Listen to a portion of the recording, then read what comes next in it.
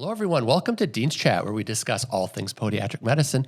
My name is Dr. Jeffrey Jensen. I'm the Dean at the Arizona College of Podiatric Medicine and also the host for the Dean's Chat podcast. I have two excellent interviews today. Together, they represent the PodPatrol podcast, Dr. Jeff Dikis and Dr. Leland Jaffe. Welcome, guys. Thanks for having us. Yeah, we're excited. I'm super excited. I've enjoyed your podcast to date.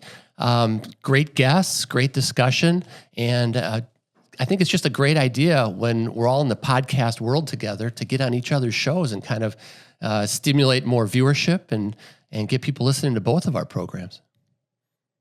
Yeah, it's exciting. I think it's fun for us to be on this side of it. So I think we've recorded, Leland helped me, maybe 9 episodes.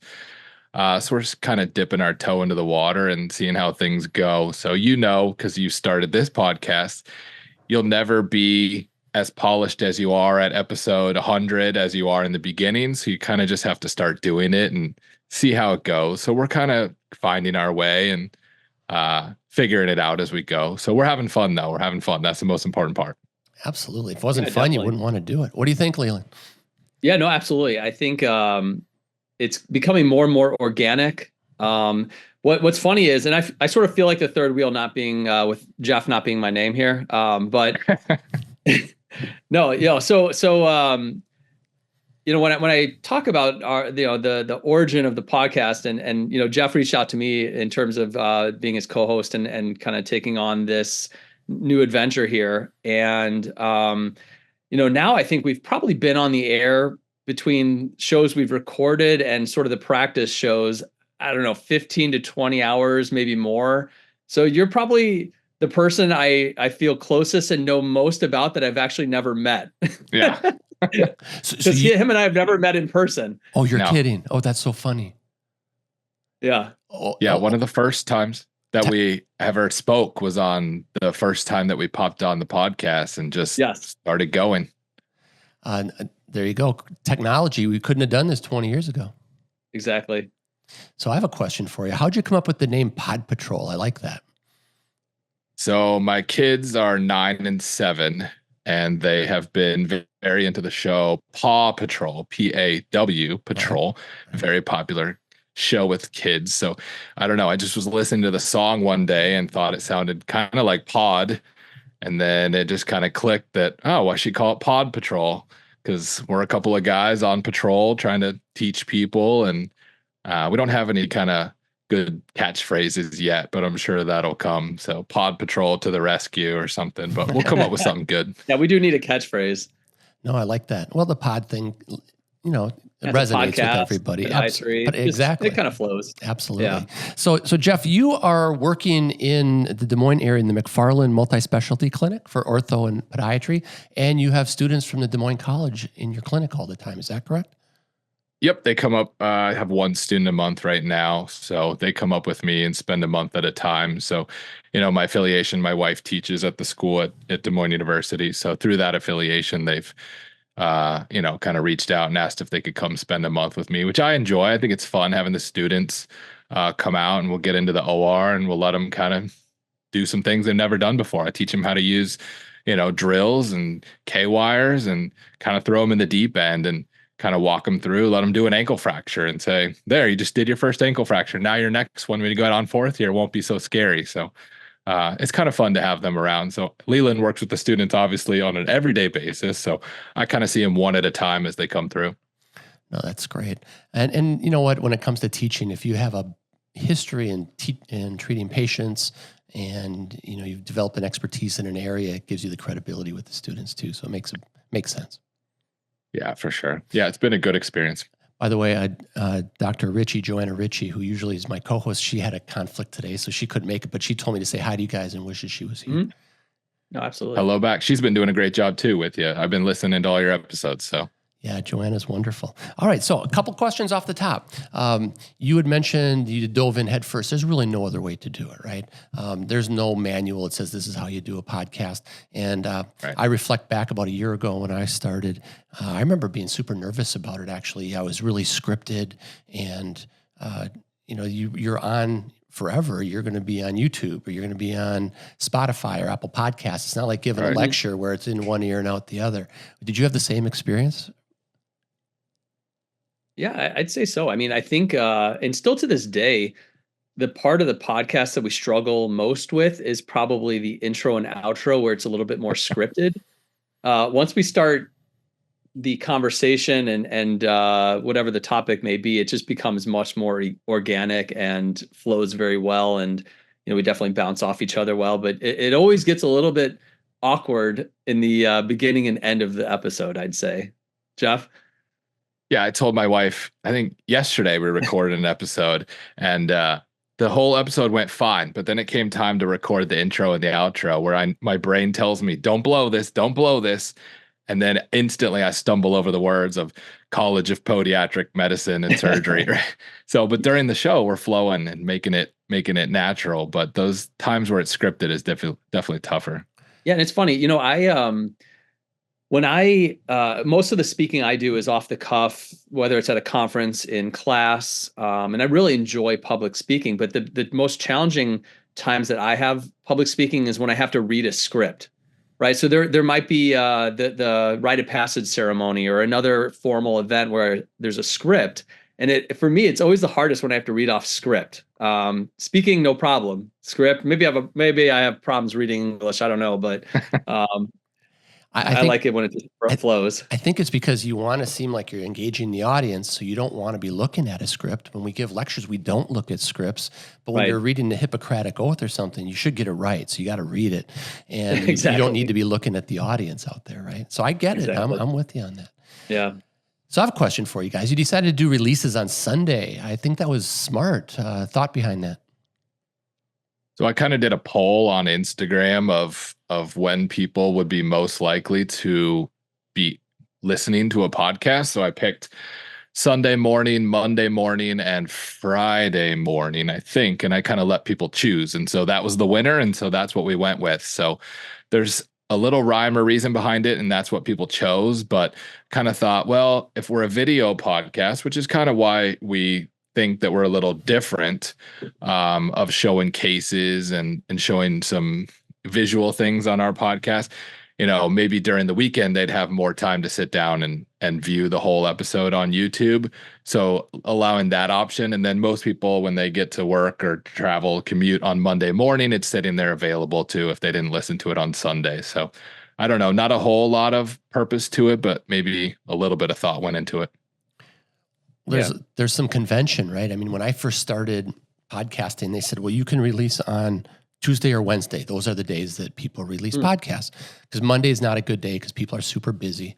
And now, like you said, you see it all across the week. And I think it's good to be on a weekend. I think that was a smart idea. Yeah, I agree. And I think any long form content, I always try to struggle. Does the timing matter? Like when I write a blog post and I publish it, I always try to think, does it matter the day? And quite honestly, when I ask people, a lot of times they're reading things I maybe published 2 months ago. Right. And so it makes me think that maybe we're just overanalyzing the timing. Does it really matter? I don't know.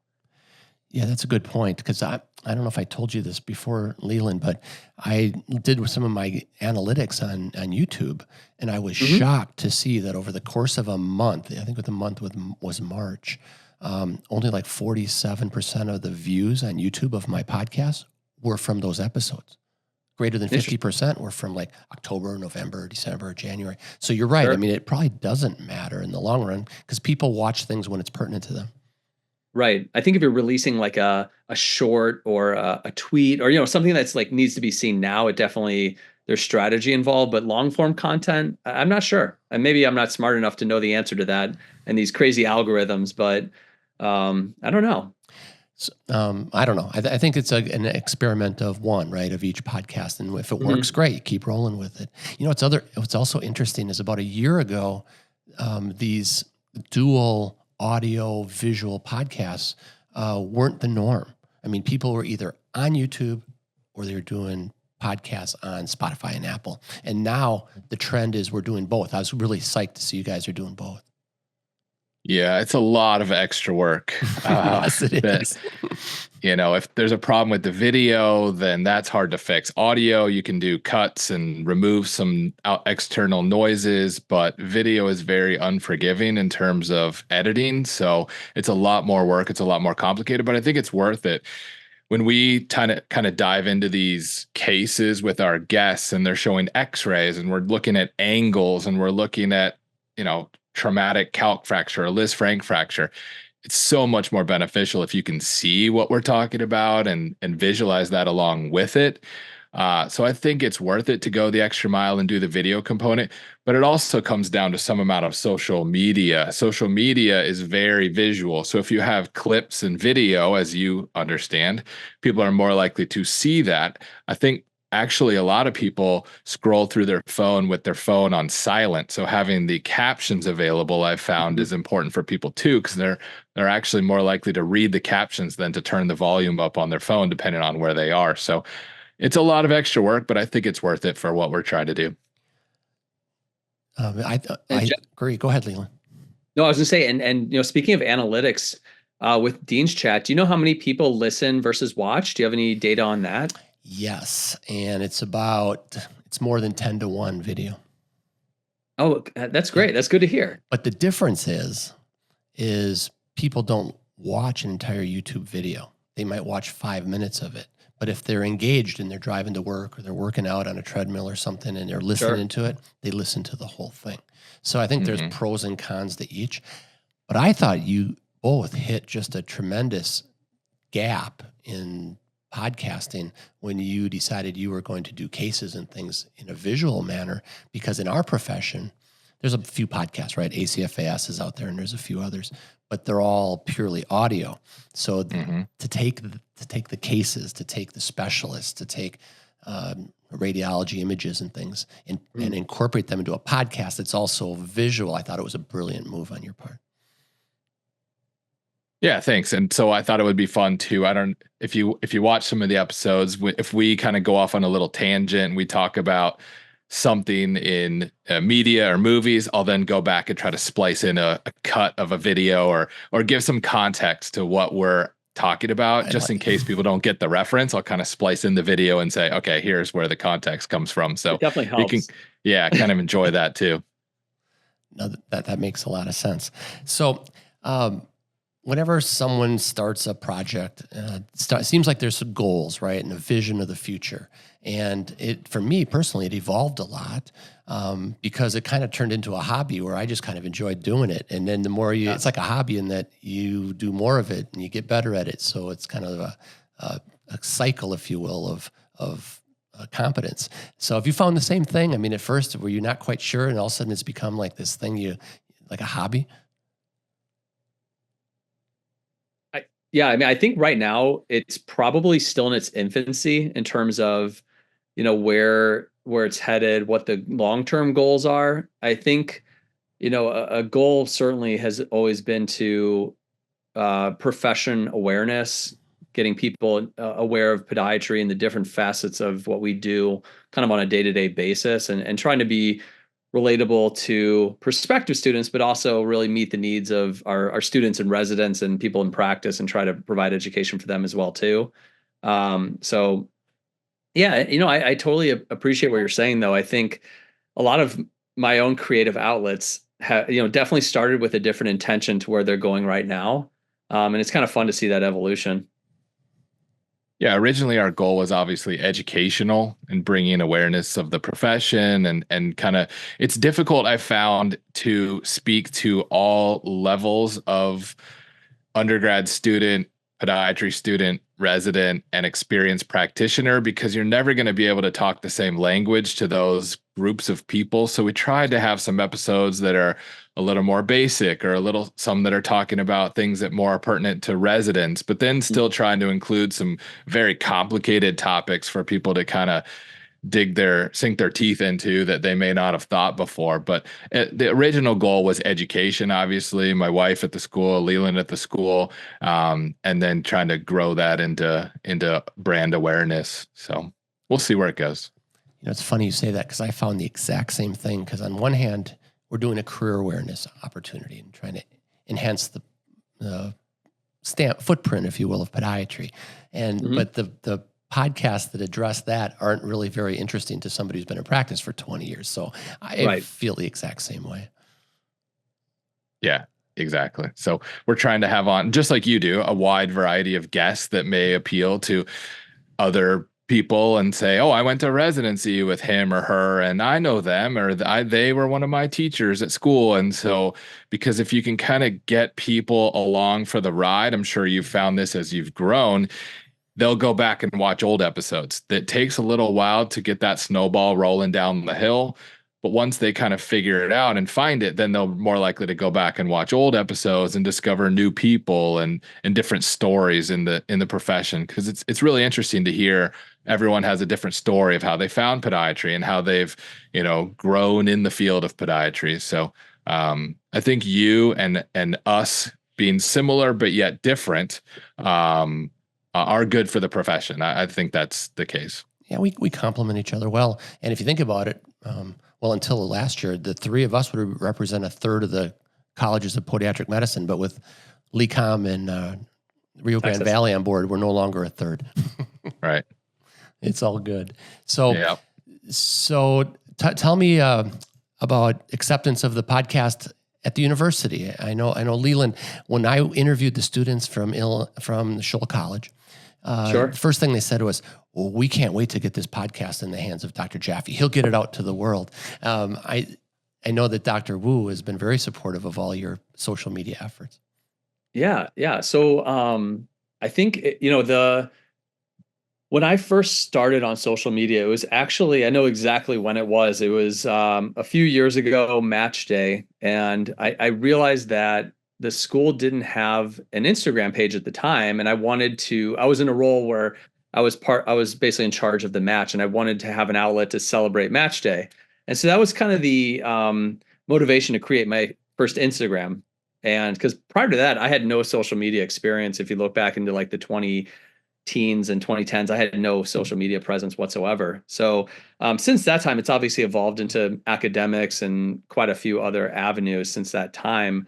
But I also realized that, working with students, you can either fight social media, which you're never going to win, or you can just meet them where they are, right? They are hanging out in that space, whether it's Facebook, Instagram, TikTok, you name it. So YouTube. So just, I realized you should just embrace it, try to meet them where they're at and provide content that they can really relate to. And, I certainly haven't mastered that yet, but that's kind of what I'm working towards. And in terms of the podcast, even today, I was with a group of first-year students right before I jumped on here. We were just doing some case studies, and quite a few of them have already just talked about some of the podcasts that we talked about. One of the students, I had emailed Jeff about Dr. Burns. I was asking about his residency because one of the students listened to our podcast. He's like, I want to go check out, his program to give me some more information. So I know people are listening. I know it's resonating with a lot of people, and it's definitely exciting to see.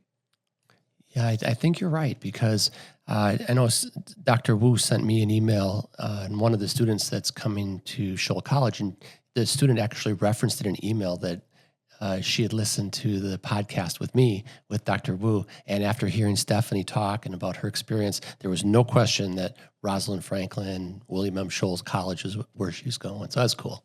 Cool awesome to hear. Yeah. Jeff, how about it in Iowa? Yeah, it's great. I mean, we had on Dr. Kevin Smith, our dean, yesterday as a guest. So I know Dr. Smith well. So it's been good, kind of growing the brand of PodPatrol is a little tough from the get-go, because you're starting from zero, and trying to get the word out is tough, because how do you advertise that? I think a lot of it is word of mouth. So once the students start to find it, I think it kind of spreads amongst them. And at the end, if we keep in mind that we're really trying to educate people, like Leland said, we're going to find the students where they are, which is on social media. Then we're kind of sneakily putting in some education that, you veil it as entertainment. And maybe it is, because if you've listened to our podcast, I'm silly and cracking jokes, and, Leland's the guy that's got his head screwed on straight. So, but we try to make it entertaining. So if you can make it entertaining, then you can keep their attention. If you keep their attention, we throw in some educational value. And I think we all come out a little bit better on the back end. But yeah, DMU has been very supportive of the podcast so far. Fantastic. Yeah. In fact, Kevin Smith and I are going to go golfing in July when we're in DC for the APMA national meeting. Nice. He's a good golfer. I haven't golfed with him yet. So we have a deal that when we golf together, I don't keep score. So it works out fine. Hey, perfect. That doesn't work out. So I've got a question for you. When you two are together and you're doing a podcast, and I know Joanna and I have had the same issue, how do you prevent from stepping on each other's toes? Go ahead, Leland. That's a tough one. Like I said, I think if we look back at some of the first episodes, I think there's more of us trying to jump into the conversation simultaneously. So I think there's a few more physical cues that we're noticing when to sort of indirectly hand off the microphone to the other host or the guest. So I think there's more subtle cues that I'm picking up on. We're definitely not perfect, and there's definitely times where we both jump in at the same time where there's a moment of silence. But I think as we are getting further along, again, it's becoming more organic. I think we are getting a little better at it. So yeah, I don't think we're perfect yet, but it's definitely getting easier.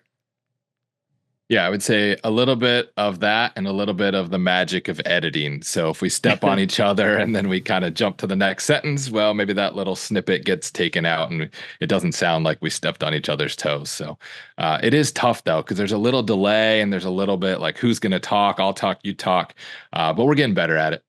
Yeah, we are too. It's a work in progress for sure. All right. Well, so what else you want to talk about on podcasting?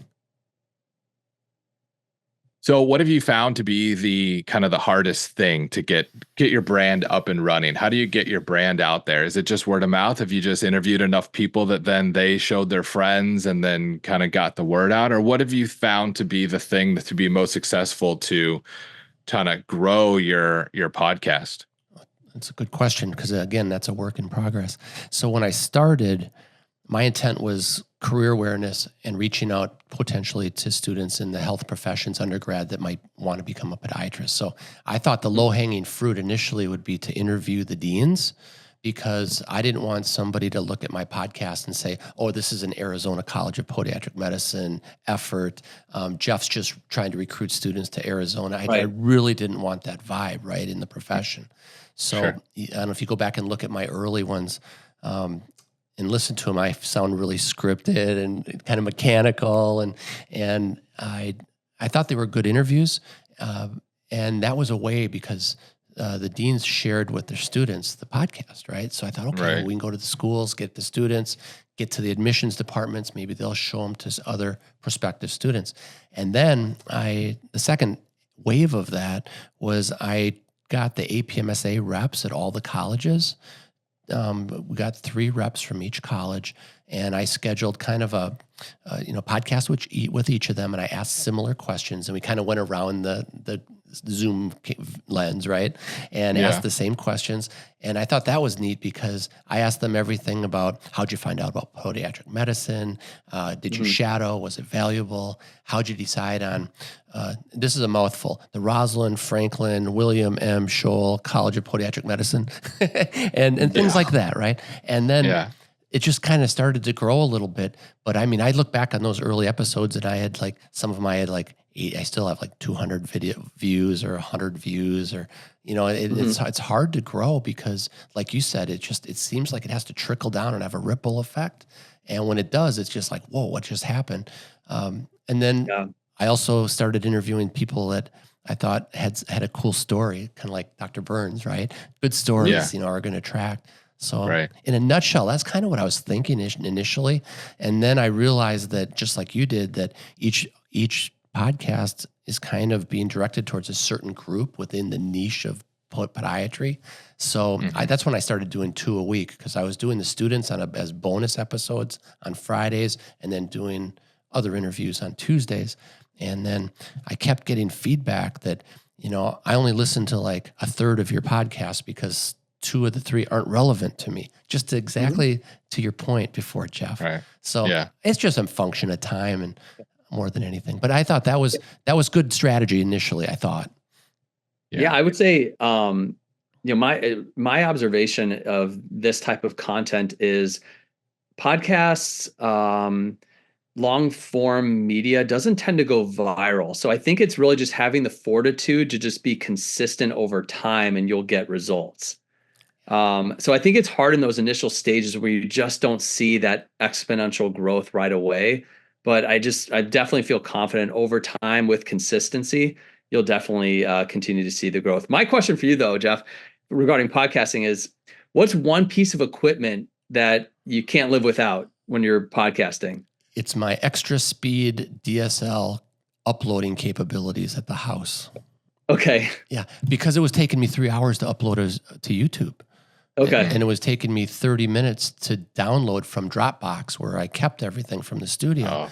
And so finally I did a little research on it, and it's not cheap, right? It's a couple $100 a month to have at the house. Sure. But I can literally, once I get an edited version of an episode in my Dropbox from the studio, I can download it in about 2 minutes and I can upload it in about 15. It really, Yeah, it's a game changer. So you asked me the one thing, that was the game changer. Okay, for sure. fair enough. It's just time is essence. The time is everything, right? What have you guys found to date so far? Well, yeah, I mean, I could give you a tour around where I'm broadcasting. So my room here is definitely a work in progress. You're on the front yard. You're in the front yard of Rosalind. Yeah. I see that. You're outside right now. What do you mean? That's right. You're outside. The clouds This is where I live. The clouds aren't moving though. No, but I had a weird setup. If you look at the original episodes, I was trying to get the lighting correct. So you'll see a lava lamp behind me. You'll see a LED bat on my shoulder. And I was trying to get the right amount of light.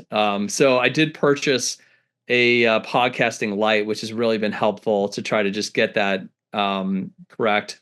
And then, yeah, the HD camera, now that where everything we do is like you is visual as well too, has helped out. Because I think, Jeff, one episode you said like, I'm blurry, but they can like see my pores. I'm like, all right, I need to invest in a camera. Yeah, it's funny. So I love your microphone, Jeff. What are you using for a microphone, Leland? Leland, I'm just using my MacBook. So I have one. The one I ordered is on back order, so it just hasn't been delivered yet. So I'm still waiting. But yeah, everything right now is just on my MacBook. Sounds great. I'll tell you one cool thing I started doing. This was just kind of on a whim. I made one of those Dean's Chat pull-up like conference things that is like 3 feet wide and 8 feet tall. And I put the QR code on it in Dean's Chat, and I took it with me to Iceland when we did a meeting there. And so I thought I bought some little microphones and things, and I thought, you know what, I'm going to interview some people from around the world, and I'm going to splice these little videos, and I'm going to put them up as a podcast. And it's uncanny how people loved it. I mean, I learned more about different countries and podiatric medicine and scope of practice and the legal issues. So I thought, okay, I'm gonna do this again. So last weekend, we had an event for recruiting down in San Antonio. It was called Podiatrist for a Day. And I did the same thing. I set it up, I got a table and 2 chairs, and I increased the quality of my microphone so that, it sounds more like we're talking. And so I'm making a podcast of I did about 18 2-minute interviews with students that really didn't know anything about podiatry. And this was an immersion experience. So they got to gown and glove and scrub, suture. They had a bunch of different lectures. And it was interesting because all the students, they love different aspects of the day. And so I'm calling it Dean's Chat on Location. And I think I'm going to do more of those in the future because they were super fun. I love that. Yeah. I could see PodPatrol on location. That's right. Well, that's funny you should mention that. We were just talking about having Leland come to Des Moines and doing a live podcast in front of some students and having a live studio audience. Some of the more popular podcasts do that, take their show on the road. So we'll have to figure out the setup, but maybe do a live podcast with the students in the audience. 100%. Absolutely. You're always welcome to come down to Phoenix. I would recommend like October through April. We'll be there for ACFAS next year, right? Oh, yeah. Why don't we plan it now? Why don't we get together at the studio during ACFAS and we'll do some fun stuff? I'm game. Let's do it. We're planning to be there. So excellent. Or we could tag team and do Dean's Chat and PodPatrol on location at the conference. That'd be a game changer. Yeah, I love it. That's a good idea. All right. I love that. So the other thing, and Leland, you know this, is I send a Dean's Chat cup to all my guests. And I had no idea. That was just kind of wild hair idea one day. I said, yeah, I'll make a cup and send it to my guests. And then I had no idea. All of a sudden I started getting pictures of different guests with the cup in the operating room, all, in their I got mine on my office. desk. Yeah. I see your Love it. post. So anyways, I thought that was kind of cool, and people like that. And, it's not like I'm not giving them a $20 thing of coffee that says Dean's Chat on it. It's just a little cup, So Jeff, one's heading your way. All right. Can't wait. And Leland, I'll send you a second. You definitely. I love my cup though. I've got it resting on my desk at work, and it does drum up conversation. People comment on it.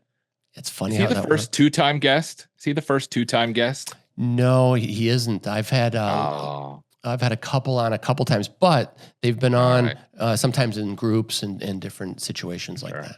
So sorry, Leland, I tried. We'll get the hat trick in ACFest, so maybe that'll be a first. It'll be a hat trick for sure. No, it's fabulous. Anyway, I mostly wanted to get you guys on the podcast, talk about commonalities, talk about how together, perhaps, anything I can do to help you, I'm always willing to do that.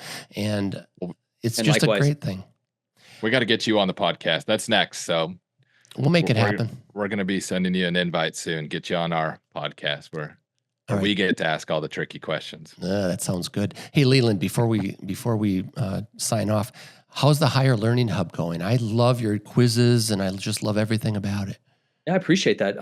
It's going well. That is another, again, an outlet that I work on being consistent. And again, when I first started, I was trying to figure out how to create a schedule and creating content. And when I look at the analytics too, I can see that people are reading things that I posted a long time ago. So I think I can make myself crazy trying to figure that out. But it's great. I try to post once a week on Sundays. Sometimes I have guests post certain things on unique topics that I can't really speak to. Like, for example, I had a student write a blog post about being a non-traditional student, kind of going back to podiatry as a second career. So certain things like that I think audience will resonate with.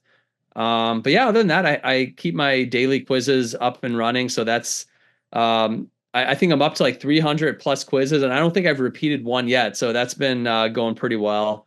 And then, the last thing I provide is just cheat sheets. So things that I feel like are high yield or things that students might benefit from while on rotations. They're just free to download. So it's been fun. I'm not sure where it's going, but right now I'm having fun with it. So that's really all that matters. When you get on a roll, it's easy to stay on a roll. So you're obviously really doing it. So I appreciate that.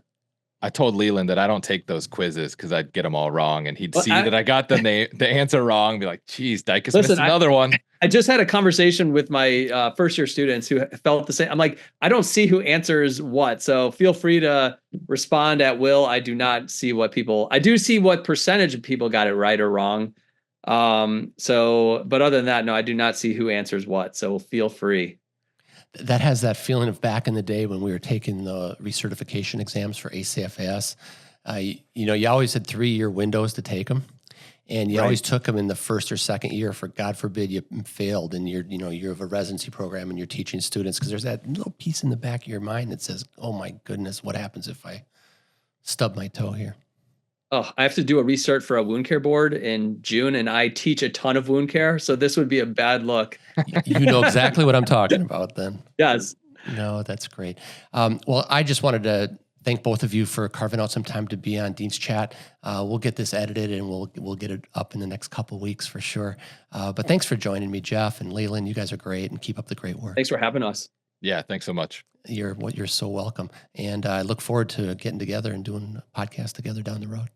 Absolutely. Okay. We'll combine forces. Oh, and Jeff, I'm sending you one of these Dean's Chat cups. Sounds good. I'll look for it. Okay. And for all of our listeners on Apple Podcasts and Spotify, please give us a 5-star rating. And if you're watching on YouTube, by all means, become a subscriber. And until next week, cheers, everybody. Cheers. Thanks, guys. That was outstanding. Mellow, low-key fun. Absolutely. Thank you.